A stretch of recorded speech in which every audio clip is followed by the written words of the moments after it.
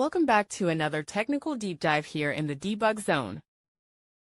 Today we're tackling a big question and breaking it down with insights from other users. Hopefully this clears up some misconceptions and helps you get the answer you need. So buckle up, stay a little curious, and let's jump right in.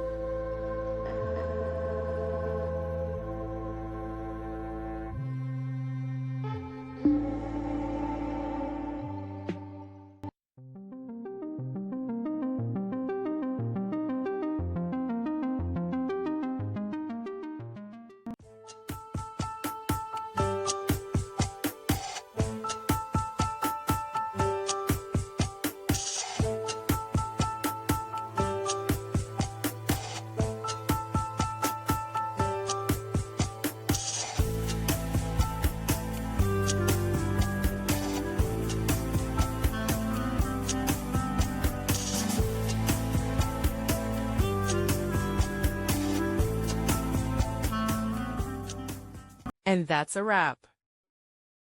I hope you found the answer you were looking for.